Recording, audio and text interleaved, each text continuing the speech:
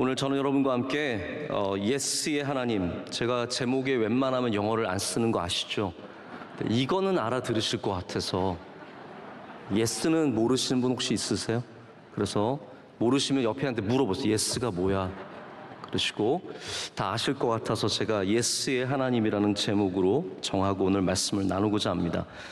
오늘 말씀을 읽으시면서 교독하시면서 여러분이 혹시 오늘 말씀을 이해하셨다면 제가 생각하기에는 상위 1% 정도 되실 거라고 생각합니다. 그러니까 99%는 오늘 말씀을 내용은 어느 정도 감은 잡으시겠지만 어떠한 상황인지 어떠한 내용인지 아마 정확하게는 알지 못하실 거라고 생각을 해요. 여기 나오는 중요한 단어들은 다 아시겠지만 왜 이러한 말씀이 나오는지에 대해서 여러분이 분명한 이해를 갖기는 읽기만으로는 굉장히 어렵습니다. 저는 그래서 오늘 저도 여러분과 함께 이 말씀을 공부하는 입장으로서 이 말씀에 주신 은혜를 우리 한번 좀 쉽게 그리고 이게 왜 이런 말씀이 있는지 그리고 왜 이게 우리에게 중요한지 그런 은혜를 함께 나누기를 원합니다. 오늘 말씀은 고린도에 방문하기로 계획을 했던 바울이 계획대로 방문을 하지 못하게 된 것에 대한 일입니다. 바울은 고린도에 방문을 해서 고린도를 거쳐서 유대를 가기를 원했습니다. 그러면서 고린도 교회는 우리 고린도 전서에서도 나오지만 연보를 참 잘하는 교회입니다. 하나님의 일에 쓰임받기를 원했고 그래서 물질적으로도 헌신하는 교회였기 때문에 이 고린도 교회에서 나온 연보를 통해서 유대를 갈 때 자금을 마련하고 또 그리고 예루살렘이나 유대에 있는 그리스도인들에게 도움을 주고자 이 고린도에 들리기로 계획을 했던 것이죠. 그런데 바울이 가지 못하게 됐습니다. 가지 못하게 됐을 때 그것을 꼬투리 잡아서 바울을 굉장히 인신공격하는 사람들이 있었습니다. 바울은 사도라고 하면서 이 말했다 저 말했다 한다. 저 사람은 믿을 만한 사람이 아니다. 자 봐라, 온다고 했다가 안 오지 않느냐. 이걸 보니까 바울이 하는 말은 거짓말이 많고 바울은 아주 나쁜 사람이고 이 사람과 상종하면 안 된다라는 식의 분명히 많은 이야기들이 오고 갔을 겁니다. 그래서 바울이 거기에 대해서 내가 안 간 이유를 이제 여기에 적게 되면서 물론 내가 왜 정확하게 안 갔는지 이유를 적진 않습니다. 하지만 안 간 것이 약속을 안 지킨 그러한 부분이 아니라 그것은 은혜의 하나님을 그 인도하심을 따라가는 과정 속에서 어쩔 수 없이 내린 결정이었고 그 결정에 대해서 자기는 굉장히 진실하고 양심의 가책을 느끼지 않노라라는 것을 이 부분에서 강조를 하게 됩니다. 진실되다는 거죠. 여러분 진실되다가 우리 히브리어로 뭡니까? 아멘이에요. 아멘. 아멘입니다. 그래서 바울은 아멘, 내가 진실됨을 이야기하기 위해서 우리 하나님의 진실되심, 하나님의 신실하심, 그리고 그 하나님의 신실하심이 우리 삶 가운데 오셔서 그 신실하심을 오로지 예로서 아니오가 하나도 하나님의 모든 말씀하신 거에 아니오는 하나도 없이 모든 것을 예로 받으시고 그리고 예로 감당하신 예수 그리스도의 진실하심을 통해서 증거를 하고자 하는 것입니다. 여러분 하나님은 예스의 하나님이십니다. 자, 하나님은 예스의 하나님이신데 그게 우리가 아는 좋은 아빠 엄마 오냐 오냐의 아빠 엄마는 사실 아닙니다. 저는 글쎄요, 저희 아이들에게 좀 잘 보이고 싶은 마음이 있어요. 여러분 그게 아빠로서 이해하시는 분이 있으실지 모르겠는데요, 엄마는 혼내도 아이들이 엄마를 사랑합니다. 그거 아세요? 굉장히 짜증나는 일인데 엄마는 아무리 애들을 뭐라고 해도 아이들은 엄마가 나를 사랑하고 내가 엄마를 사랑하는 거에 대해서는 전혀 의심이 없습니다. 물론 이제 이게 뭐 사춘기 지나면서는 좀 여러 가지 어려움이 있겠지만 보통 아이들의 애착이 잘 돼 있는 엄마들은 그래요. 그런데 아빠는 한 번 혼내면 어떻게 됩니까? 우리 아빠는 혼내는 아빠, 우리 아빠는 소리 지르는 아빠고 저는 그래서 가능하면 아이들에게 혼을 내지 않고 소리를 지르지 않습니다. 뭐든지 오냐 오냐 잘 보이고 싶었어요.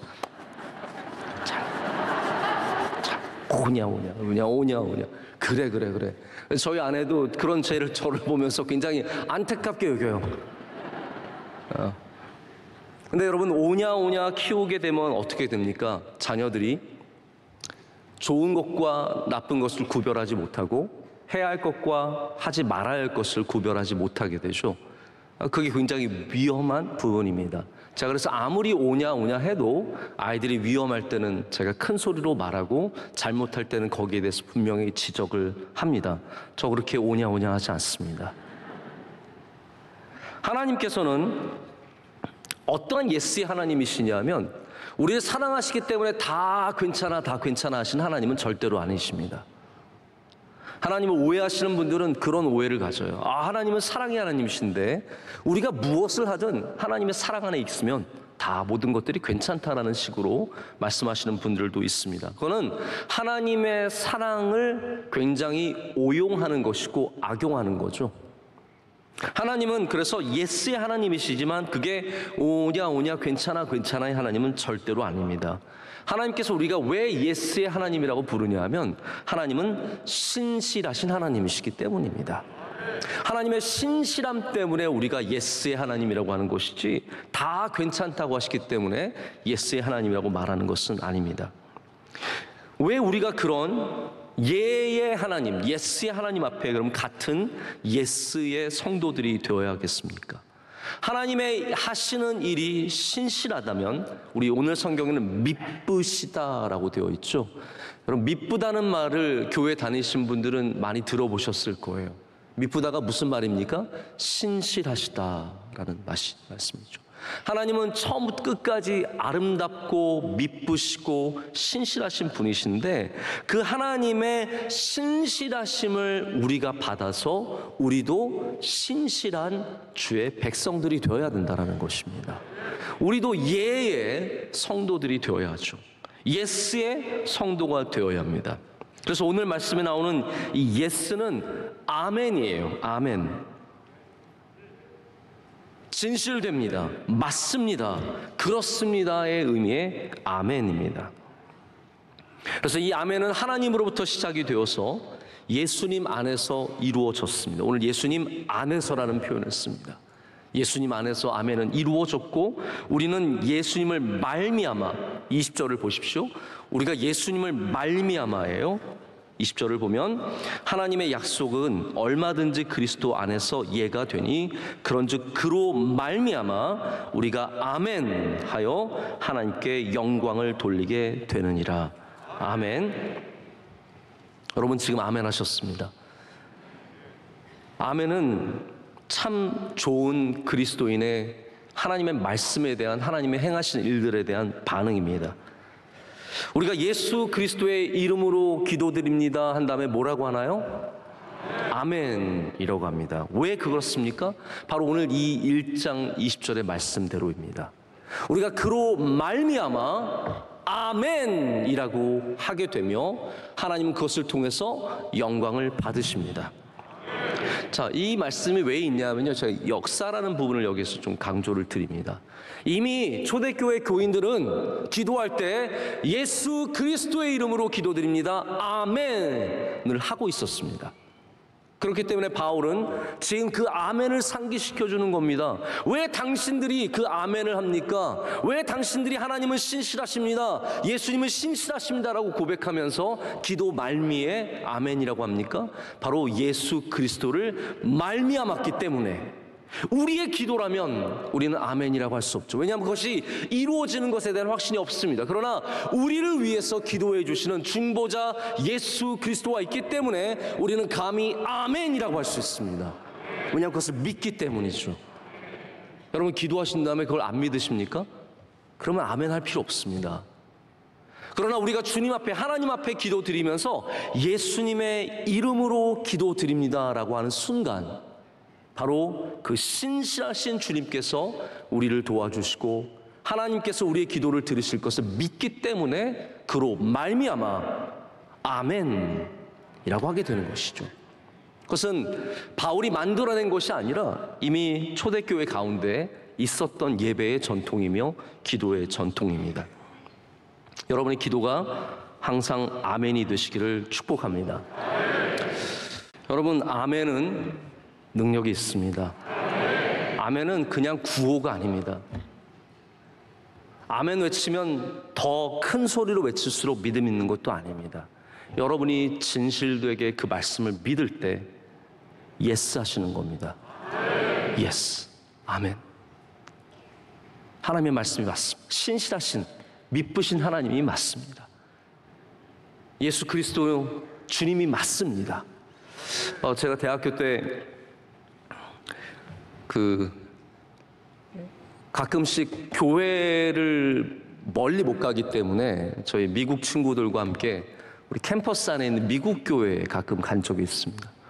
근데 이제 교회가 교파에 따라서 굉장히 반응이 다르잖아요. 근데 제가 간 그 교회는 굉장히 침례교적인 어떤 아주 열정적인 교회였어요. 흑인들도 있었고 백인들도 많이, 아주 다인종적인 그런 교회였는데, 목사님이 말씀만 하시면 밑에서 사람들이 Yes, you're right, you're right. 뭐 Praise the Lord 하면서 시끄러워서 예배를 드릴 수가 없어요. 목사님이 무슨 말씀을, 하나님은 살아계시고 Yes, you're right, yes, you're right. 뭐 하여튼 말만 나오면은 목사님 맞아요, 목사님 말씀이 맞습니다. 그 말씀이 진실됩니다. 근데 제가 그날 사실은 설교를 들으면서 시끄럽기도 했지만 정말 마음에 도전이 많이 되었습니다. 하나님의 말씀이 참 맞구나. 하나님의 말씀이 참 능력이 있구나. 그러한 고백이 여러 번 해서, 그렇다고 갑자기 여러분 목사 Yes, you're right 이런 거 하지 마시고 조용히 들으시되 아멘이 있으시길 축복합니다. 바울은 12절부터 말씀을 시작하면서 무엇인가 변명하려고 하는 것처럼 보입니다. 우리 12절 말씀 한번 볼까요? 오늘 첫 절 말씀인데요. 우리 다 함께 한 목소리 읽겠습니다. 우리가 세상에서 특별히 너희에 대하여 하나님의 거룩함과 진실함으로 행하되 육체의 지혜로 하지 아니하고 하나님의 은혜로 행함은 우리 양심이 증언하는 바니 이것이 우리의 자랑이라. 아멘. 자, 이거는 변명이라기보다는 항변하는 것이며 또 잘못된 생각을 바로잡기 위해서 발언을 하고 있는 것처럼 보입니다. 바울은 이렇게 얘기합니다. 당신들이 나에게 특별한 사람들입니다. 고린도 교회는 정말 나에게 특별한 사람들입니다. 여러분, 고린도 교회에 얼마나 많은 편지를 보냈습니까? 제가 4번 보냈다고 말씀을 드렸죠. 굉장히 많은 편지를 보내면서 그들이 특별하다는 것을 말하면서 대신에 너희가 특별하기 때문에도 아니고, 그러나 내가 너희에게 한 모든 것들은 하나님의 거룩함과 진실함으로 했다라는 거예요. 육체의 지혜로 하지 않았다라고 항변을 하고 있습니다. 여기 나오는 육체의 지혜라는 것이 무엇일까요? 이게 하나님의 은혜와 대립되는 말이지 않습니까? 자, 육체의 지혜, 하나님의 은혜. 하나님의 지혜가 아니라 하나님의 은혜래요. 이것을 대립시키고 있습니다. 육체의 지혜라는 것은 아주 쉽게 생각하자면 그냥 우리가 좋은 대로 왔다 갔다 하는, 즉흥적으로 우리의 기분에 따라, 우리의 컨디션에 따라, 내 판단에 따라 왔다 갔다 하는 것을 의미하고 있습니다. 여기 여러분 어떠한 문제가 생겼습니까? 고린도 교회의 가장 어려운 문제점 중에 하나는 사람들이 나쁜 말을 너무나 쉽게 하고 있었다라는 것입니다. 바울은 비난에 익숙한 주님의 종입니다. 바울은 비난을 많이 받았던 사람입니다. 이 세상에서 무엇을 하려면 비난을 받는 것을 숙명으로 여겨야 합니다. 여러분이 조금만 높은 자리로 올라가도 비난을 받는 것은 너무나 당연한 일이고 그게 숙명입니다. 정치인들 보십시오. 저는 정치인들 어떻게 정치하시는지 모르겠어요. 그냥 무슨 말만 하면 그 밑에 댓글로 정말 저주스러운 말이 다 붙는데, 그게 뭐 여야 좌파 우파를 떠나서 얼마나 많은 그런 말들이 있습니까? 그런데 정치인들만큼 또한 비난을 받는 사람들이 목회자들입니다. 유튜브에 가서 목사님의 설교에 코멘트를 달을 수 있는 교회들을 보면 아멘 부대가 따로 있어서 막 그를 도배하는 그런 교회도 있어요. 아예 애초에 교인들이 막 그냥 거의 자동적으로 목사님 설교가 최고입니다, 은혜가 넘칩니다, 이렇게 해서 글들을 막 몰아내세워서 그런 글들만 보이는 교회가 있지만, 대부분의 그러한 곳들을 보면은 어마어마한 저주의 말들, 비난의 말들이 오가는 것을 보면서 굉장히 마음이 아플 때가 있습니다. 특별히 여러분, 교회가 영적으로 깨어있지 못할 때 우리 예배 공동체가, 예수님을 믿는 공동체가 비난에 휩싸일 수 있습니다. 비난에 휩싸인다는 말이 누가 우리를 비난한다는 것이 아니라 우리끼리 서로를 비난하는, 바로 그것을 말합니다. 바울은 그런 비난을 많이 받았던 사람이에요. 참 외로웠던 사람이에요. 그래서 바울이 보면은 성경에서 누가 와서 위로가 되었다고 하잖아요. 누가 찾아와서 고마웠다고 하잖아요. 저는 그 마음이 참 이해가 가요. 얼마나 사람들이 비난을 많이 하고 그를 힘들게 했으면 누가 한 명이 와서 책 하나만 건네줘도 너무 고맙고, 추운 겨울에 누가 조그만 두꺼운 외투를 가져다 줘도 크게 정말로 감사해서 성경에 적을 정도가 되는 것이죠. 바울은 그런 비난을 받으며 살았는데, 고린도 교회가 비난한 특별한 일들이 있습니다. 나중에도 다루겠지만 고린도 교회는 바울의 사도성을 비난했습니다. 넌 사도가 아니다, 사도의 자격이 없다, 이 부분에 대해서 굉장히 많이 비난을 했고요. 여기 1장에 나오는 오늘 말씀의 근거가 되는 비난은 더욱더 구체적인 비난입니다. 그게 무엇입니까? 바로 말을 지키지 않는 사람. 고린도에 오기로 했다가 오지 않았다라는 그 이유 하나 때문에 사람들은 그것으로 문제를 삼기 시작했습니다. 여러분, 문제가 되는 것은요, 꼭 문제가 있어서가 아닙니다. 문제를 만들기 원하면 무엇이든 문제가 될 수 있습니다. 여러분도 저를 문제 삼고 싶으시면요, 저는 내일 아침에도 죽을 놈 될 수 있습니다. 제가 자신 있게 말씀드릴게요. 저의 부족한 면들을 여러분이 다 꼬투리 잡아서 난도질하면 저는 내일도 생매장 될 수 있는 정말 부족한 인간입니다. 우리 모두가 다 그렇잖아요. 그렇기 때문에 바울에게 정말로 문제가 있어서가 아니라 이 사람들은 바울을 죽이고자, 그를 비난하고자 그의 문제를 들추어내고 있고, 고린도에 들리지 않은 이 문제 하나로 바울의 모든 것을 다 망가뜨렸습니다. 저 사람은 믿을 만한 사람이 아니야, 저 사람 따라다니면 안 해, 저 사람이 말한 건 전부 다 헛된 것들이야, 이런 식으로 바울을 굉장히 어렵게 한 거죠. 여러분, 언제 어디서나 꼬투리를 잡아서 문제를 만드는 사람들이 있으면 항상 문제가 될 수 있습니다. 여러분, 그러지 않으려면 어떻게 해야 될까요? 우리 하나님 안에서 깨어 있어야 합니다. 남들은 둘째치고 내가 먼저 하나님 안에 깨어 있을 때 우리 교회가 건강한 교회가 될 줄로 믿습니다. 이 예배 공동체가 이런 비난에 휩싸이는, 저 사람 때문에 안 됐다, 저 사람이 있어서 문제다, 저 사람만 없어지면 좋을 텐데, 이런 비난의 문제가 아니라 우리 서로를 용납하고 사랑하고 불쌍히 여기고 넘어가는 은혜가 있을 줄로 믿습니다. 자, 그럼 바울의 계획이 무엇이었습니까? 자, 여기에부터 좀 말씀을 드리겠습니다.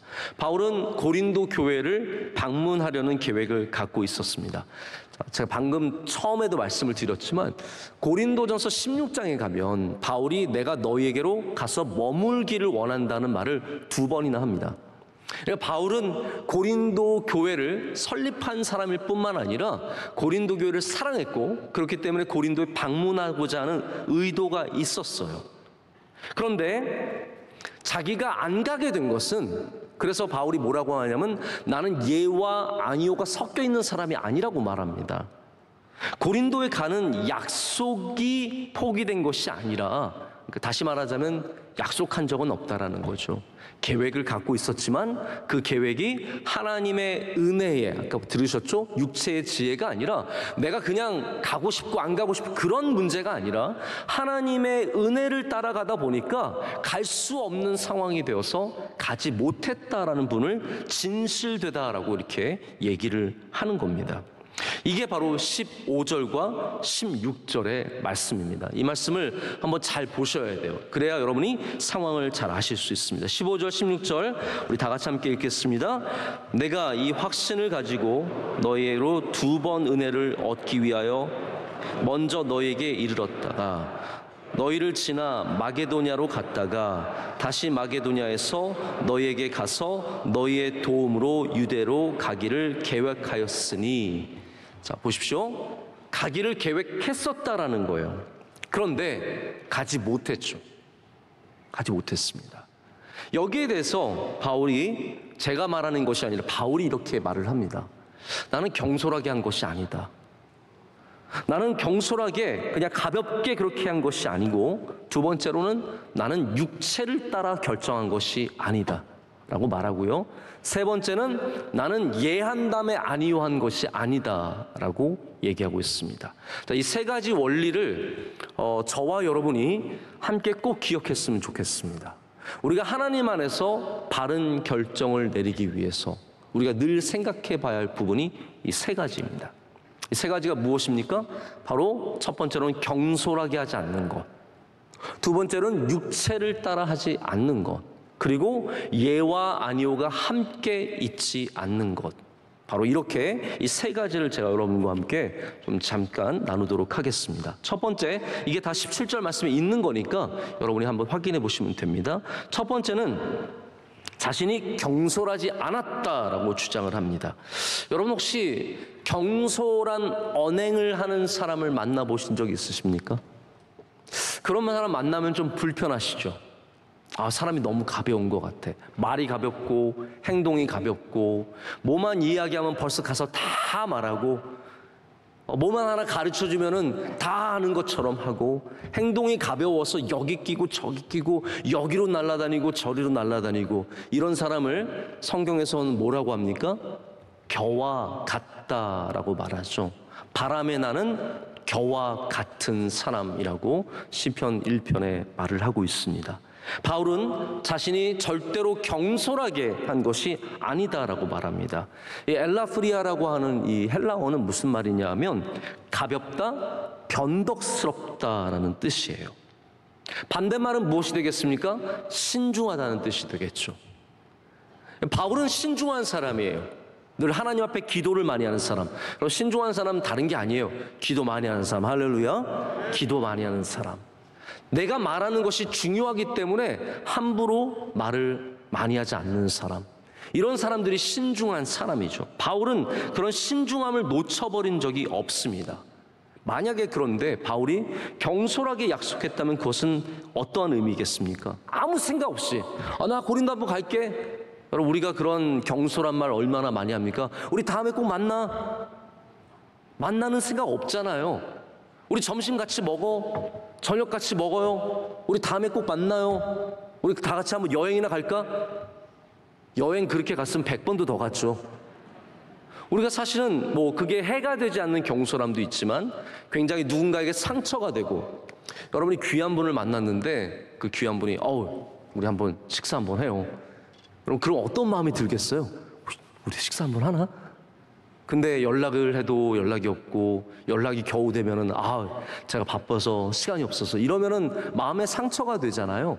지금 바울이 당하고 있는 경우가 바로 그런 경우입니다. 고린도 사람들은 당신이 경솔하게 약속했습니다. 우리는 당신이 올 줄 알고 그렇게 기대하고 준비하고 있었는데 당신이 말한 다음에 말을 어겼으니 당신은 얼마나 경솔한 사람입니까? 라고 얘기를 한다라는 것이죠. 근데 바울은 여기서 분명하게 진실되게 양심적으로 말하고 있습니다. 내가 그냥 가볍게 가려는 계획을 갖고 있었던 것은 아니라는 거예요. 여러분, 사람들이 가벼우면 들뜬다고 하지 않습니까? 들뜨게 되면 우리가 이루지도 못할 약속들을 함부로 하게 됩니다. 여러분, 들떴을 때를 한번 생각해 보세요. 매장에 가서 좋은 물건들을 보고 들뜨면 어떻게 됩니까? 경솔하게 사게 됩니다. 필요 없는 것도 사게 됩니다. 여행을 가면 우리가 기본적으로 들떠요.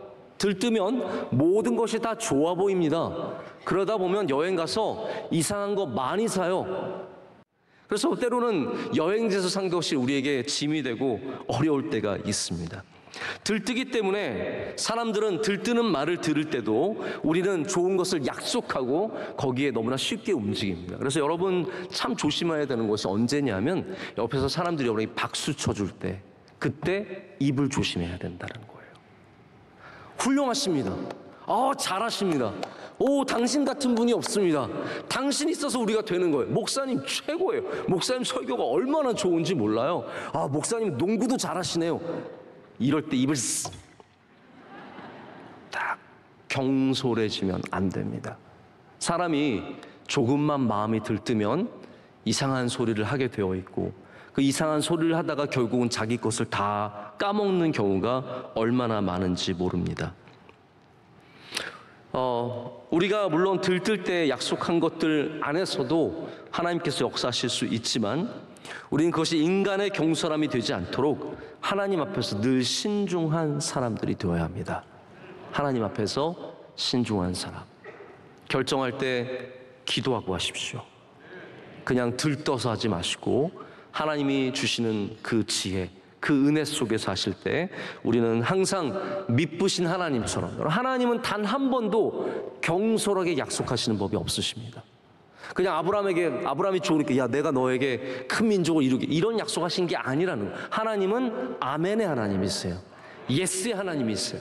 미쁘신 하나님이시기 때문에 하나님의 계획은 처음부터 끝까지 온전하시고 그 안에서 약속하신 것이지, 그냥 기분 좋아서 막 던지는 약속은 단 하나도 없으시다라는 겁니다. 자, 두 번째는 바울이 육체를 따라 계획한 것이 아니라고 말합니다. 이 육체를 따라 계획했다는 말은 굉장히 폭이 넓은 이야기가 될 수 있습니다. 아마 이 말은 육적인 목적을 갖고 계획했다는 뜻일 겁니다. 여러분, 어떤 것이 육적인 목적일까요? 나에게 이득이 되는 것. 내가 고린도에 가는 것이 나에게 이득이 되기 때문에 가는 것으로 결정하는 것이 바로 육체를 따라 계획을 하는 것입니다. 혹은 내가 대접을 받고 칭찬을 받고 나를 좋아하고 내게 좋은 것을 주니까, 나를 높여주니까 택하는 것이 바로 육체를 따라 내리는 그러한 결정입니다. 제가 사역자로서, 목회자로서 좀 그런 딜레마들을 종종 경험합니다. 여기가 더 좋으니까, 여기 가면 내가 더 대접을 받으니까, 여기 가면 사람들이 나를 더 좋아해 주니까, 내가 좀 더 이쪽에 가면 편하니까 자꾸 저의 육체를 따라 결정을 내리려고 하는 분명한 시험이 제 안에 있다라는 것이죠. 여러분, 왜 안 그렇겠습니까? 사람을 만나도 나에게 잘해주는 사람, 나에게 뭘 주는 사람, 나를 만났을 때 기뻐해주는 사람 만나고 싶은 것이 사람 입장 아니겠습니까? 그러나 우리가 육체를 따라 살지 않기 위해서는 그것조차도 하나님 앞에 정직하고 진실되어야 한다는 것이죠. 하나님의 은혜를 따라, 할렐루야, 하나님의 은혜를 따라라는 거예요. 그래서 때로는 나에게 어려운 사람도 만나야 하고, 나에게 손해를 끼치는 사람도 만나야 하고, 나를 힘들게 하는 사람들도 만나야 되는 것이죠. 그래서 바울이 고린도 교회를 안 가게 된 것은 두 가지 다예요. 하나는 나에게 잘해줘서, 너무 잘해주지 않아서 안 가는 것도 아니고, 잘해줬기 때문에 가는 것도 아니라는 거죠. 이게 이해가 되십니까? 너희들이 연보를 많이 하니까 내가 꼭 너에게 가야겠다, 그것도 아니라는 거예요. 다시 말하자면 지금 바울은 고린도 교회 안 가는 바람에 연보를 원하는 대로 얻지는 못한 거예요. 유대로 가져다 줄 선교 헌금이 없는 거예요. 그러나 바울은 그런 것이 육체를 따라 내리는 결정이기 때문에 그러한 좋은 것이 있을지라도 나는 안 갈 수 있다는 거예요. 또 반대로 내가 너희들이 싫어서 안 가는 것도 아니라는 거죠. 내가 너희들을 미워서, 너희들만 만나면 화가 나서 그래서 안 가는 것도 아니라, 이 모든 것이 하나님의 은혜를 따라서, 그래서 모든 것이 하나님 앞에서는 뭐예요? 예스가 된다는 거예요. 나는 노한 적이 없다는 거예요. 하나님께서 미쁘신 것처럼, 하나님께서 예가 되시는 것처럼 나도 너희에게 예가 되느니라 라고 말하는 것입니다. 우리 교회에 수많은 부서들이 있고 행사를 하고 또 우리가 교제를 하다 보면 영적인 모임들이 얼마나 육적으로 쉽게 흘러가는 게 쉬운지 모릅니다. 저는 우리 교회에 그런 부서들이 있다고 생각하진 않지만, 우리가 그것을 경계할 줄 알고 또 경계할 수 있는 사람이 꼭 있어야 합니다. 여러분의 부서 안에 육체를 따라 모이는 것을 경계할 줄 아는 사람이 있으시기를 축복합니다. 그런 분들은 육적으로 모일 때 빼요. 아세요? 나를 왜 안 불렀는가? 여러분이 영적으로 깨어있으니까 안 부른 거예요. 제가 저희 교회 이렇게 부서에서 어딜 가실 때 저희 교회에 참 너무 감사한 것이 저에게 꼭 물어봐 주십니다. 기도원 가시는데도 물어봐 주세요. 목사님, 우리 이번 토요일에 원주 수양관에 가서 좀 봉사 좀 하고 기도 좀 하고 돌아오려고 하는데, 근데 보면 기도만 하고 돌아오시는 건 아니에요. 맛있는 것도 드시고 돌아오시더라고요. 끝에 저녁에 바베큐도 하시고 식사도 하고 돌아오시는데 꼭 물어봐 주세요. 제가 그때 참 감사해요. 어떻게 보면 영적인 모임은 안 물어봐도 될 것 같지만 영적인 모임이라도 물어봐 주시는 거, 그렇기 때문에 더욱더 영적이 된다고 저는 분명하게 믿습니다. 제가 왜 육적인 모임들을 모르겠습니까? 다 알죠. 나중에 다 들려옵니다. 누구누구끼리 어디 갔더라, 제주도 갔더라, 부산에 갔더라, 다 알고 있습니다. 제가 얼굴을 보고도 모른 척해서 그렇지 사실은 알고 있는 게 참 많이 있습니다. 그런데 그런 모임은 저에게 얘기하시는 분이 단 한 명도 없습니다. 왜냐하면 본인 스스로도 그것이 육체적인 모임임을 알고 있기 때문에 물어보지 않죠. 말하지 않죠. 우리가 완전한 교회일 수도 없고 완전한 모임이 될 수도 없습니다. 하지만 우리가 하나님 앞에서 육체를 따라 흘러가는 교회가 아니라 영을 따라 쫓아가는 교회가 되기를 간절히 소망합니다. 자, 그러기 위해서는 우리의 결정들이, 우리가 내려야 하는 결정들 속에서 바로 육체를 따르지 않는 이 모습이 필요하다는 거예요. 바울은 고린도 교회가 능력 있는 교회지만, 그들이 굉장히 귀한 역할을 하고 있지만, 그들이 그에게 육적으로 도움이 되었지만 그것을 거부했고, 또 반대로 그들이 바울을 어렵게 했지만, 힘들게 했지만 그것과 상관없이 그들을 만나기를 원했다라는 말이죠.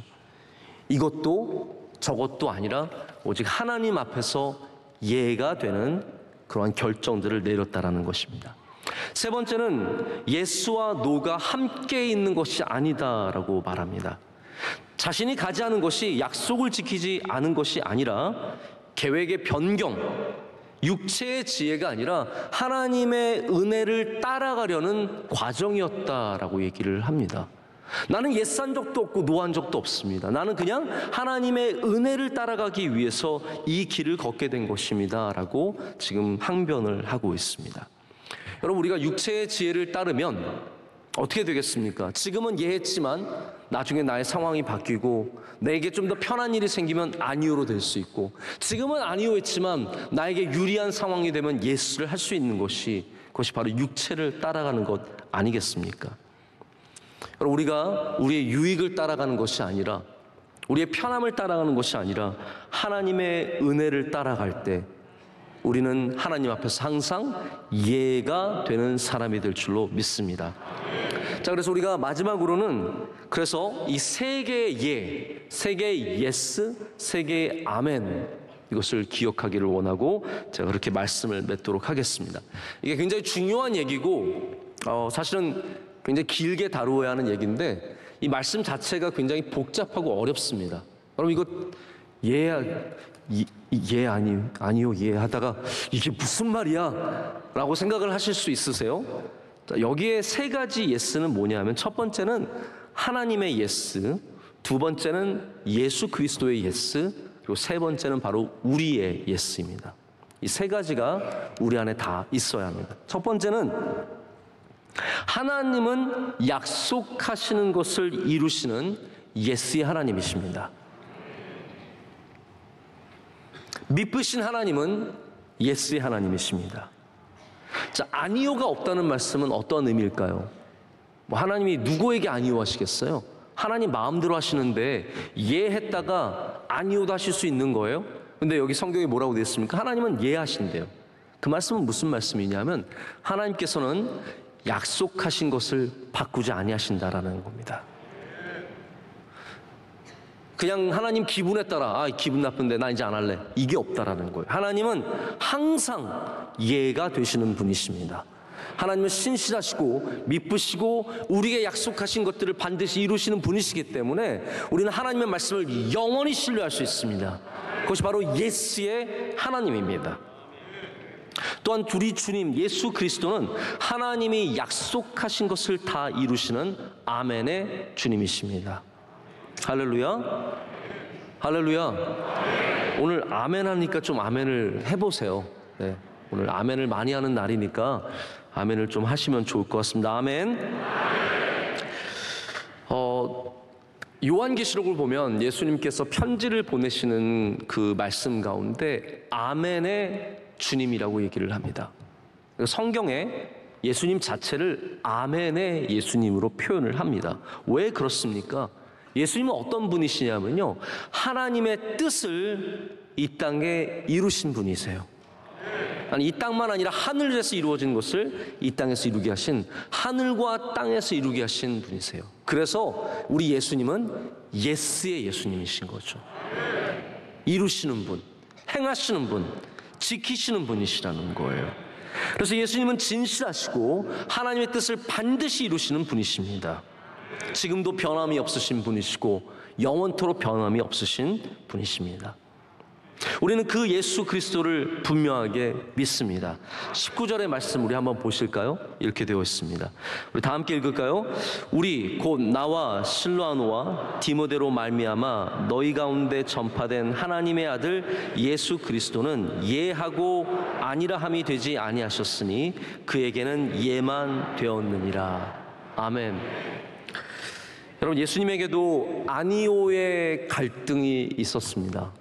여러분 너무나 잘 아시듯이 겟세마네 동산에서 예수님께서 기도하실 때 그 마음 안에는 그 아픔과 그 괴로움과 그 고통을 생각하시면서 다 아시기 때문에 거기에 대한 예수님의 저항감이 전혀 없었던 것은 아닙니다. 하지만 예수님은 끝에도 마지막에도 예스 하셨습니다. 아멘 하셨습니다. 여러분, 아멘은 어떻게 됩니까? 아멘은 하나님의 뜻을 이루는 능력입니다. 예수님께서 아멘 하셨기 때문에 하나님의 뜻이 이루어진 줄로 믿습니다. 여러분, 우리 피택 오늘 안수 집사님, 피택 권사님들 특순을 아름답게 해주셨는데요. 피택은 하나님의 아멘과 주님의 아멘과 우리 피택자들의 아멘이 함께 있는 곳입니다. 먼저는 하나님께서 미쁘시사 여러분들을 택하여 주셨습니다. 두 번째는 예수 그리스도께서 여러분을 붙잡고 계시기 때문에 우리는 그 신실하신 아멘의 예수님을 믿습니다. 세 번째는 여러분이 그 피택에 부름받았을 때 아멘으로 화답한 것이죠. 자, 그래서 아멘 했을 때는 하나님의 뜻이 이루어지는 것입니다. 우리가 아멘이라고 했을 때야 비로소 그 하나님이 갖고 계신 뜻이 또 예수 그리스도를 통해서 보여주신 그 아멘이 우리 가운데 이루어집니다. 자, 그렇기 때문에 우리는 아멘 해야 합니다. 20절 말씀을 보십시오. 그런즉 그로 말미암아 우리가 아멘하여 하나님께 영광을 돌리게 되느니라. 여러분, 우리가 아멘할 때 하나님께서 영광 받으십니다. 그냥 아멘은 뭐 좀 약간 광신도 같은 사람 옆에서 그냥 아멘 하는 게 아니라 우리가 그 말씀을 믿음으로 받아들이므로 말미암아 우리 하나님께 영광을 올리게 되는 것입니다. 저는 억지로 아멘하는 것은 별로 좋아하지 않습니다. 아멘을 막 시키는 것도 저는 별로 많이 하지 않습니다. 왜냐하면 우리 교회가 워낙 아멘의 훈련을 잘 받은 교회이기 때문입니다. 그런데 제가 분명히 아는 건 있어요. 여러분이 겉으로 아멘하든 속으로 아멘하든 아멘을 하는 사람은 말씀에 대해서 믿음으로 반응하는 것입니다. 그리고 그 말씀이 여러분 삶 가운데 이루어지는 시작입니다. 아멘 있는 교회가 대부분 굉장히 예배가 살아있고 그리고 성도들의 눈이 살아있어요. 갑자기 이제 눈 살아있으려고 아멘 하시는 분들도 계시는데 뭐 그렇다고 아멘 안 하는 교회가 다 그런 건 아니지만 아멘을 못하는 교회, 그런 입으로도 못하는 교회들은 사실 가보면은 안으로도 못하시는 분들이 굉장히 많다라는 것을 영적으로 느끼게 됩니다. 여러분, 입으로든 마음으로든 아멘을 고백하시기를 축복합니다. 우리가 주님께 기도할 때마다 우리가 아멘이라고 하는 것은 바로 예수 그리스도로 말미암아 우리에게 주신 바로 하나님의 뜻, 그리고 우리가 하나님께 구하는 모든 것들이 이루어질 것을 믿기 때문이라는 것이죠. 그래서 아멘은 믿음의 도구입니다. 여러분, 믿음의 도구를 꼭 확보하시길 축복합니다. 말씀 없이 우리가 믿음 생활할 수 없습니다. 말씀은 믿음의 절대적인 도구입니다. 기도 없이 우리가 믿음 생활할 수 없습니다. 기도는 신앙의 절대적인 도구입니다. 대충 사는 거는 아무 도구 없이 살 수 있습니다.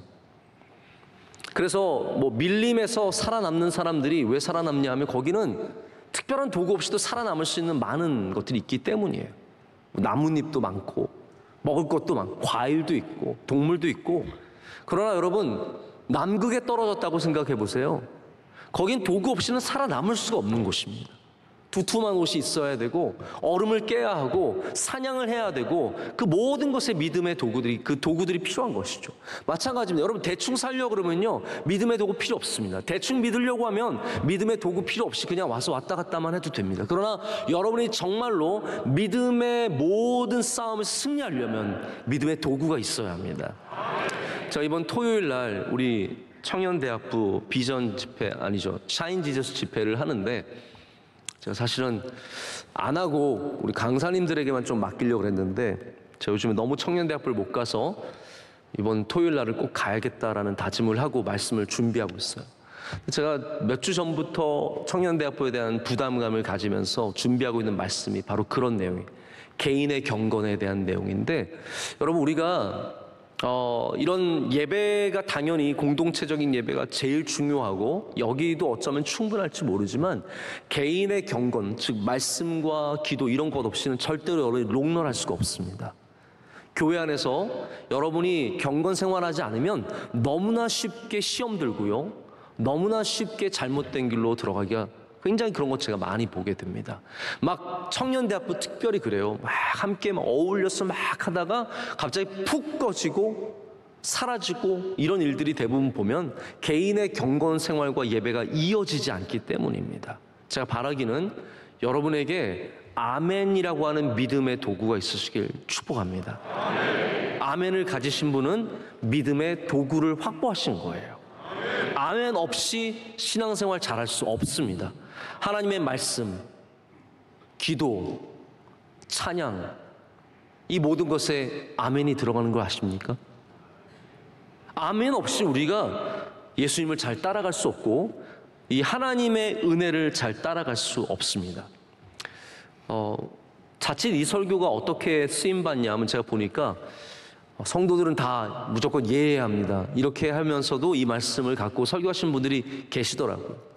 물론 그 말씀이 완전히 잘못된 말씀은 아니에요. 여러분, 예하시면 복이 있습니다. 아멘 하시면 복이 있습니다. 모든 것에 아멘 하시면 여러분에게 복이 돼요. 교회가 잘못되지 않는 교회라면 여러분에게 나쁜 것을 왜 강요하고, 강요라기보다 나쁜 것을 왜 부탁하고 나쁜 것을 왜 데려가겠습니까? 다 좋은 것을 하기를 원하고 좋은 일을 통해서 여러분 섬기기를 원하는데, 그러나 우리가 단순히 무조건 아멘하라는 얘기는 아닙니다. 오늘 말씀은 아멘이라는 것이 우리 하나님과 예수님 안에 있는 얼마나 중요한 신앙인지를 가르쳐주고 있습니다. 저는 여러분에게 무조건 아멘하라고 하지 않겠습니다. 그러나 여러분이 신실하신 하나님을 믿고 나의 기도를 중보하신 예수를 믿는다면 아멘 하시기를 축복합니다. 그러면 여러분의 결정들이 이렇게 경솔하거나 육체를 따라서 내리는 결정들이 아니라 우리 신실하신, 영원토록 아멘이 되시는, 진실하신, 영원토록 예스가 되시는, 예가 되시는 그러한 주님을 따라 걸어가는 신앙이 될 줄로 믿습니다. 말씀을 뵙겠습니다. 바울은 비록 고린도에 방문하지 못해서 수많은 비난과 어려움을 당했지만 그 안에, 바울 안에 거하시는 성령으로 말미암아 예수님 안에서 아멘 하였고 경솔하거나 육체적으로 한 것이 아니다라고 오늘 말씀 가운데 전하고 있습니다. 바라기는 우리 모두가 아멘의 백성들이 되기를 원합니다. 예수님께서 하나님의 뜻을 이루기 위해서 예가 되신 것처럼 우리도 하나님이 행하시는 일들에 예만 되고 아니오가 되지 않는 주님의 귀한 백성들 되시기를 축복합니다.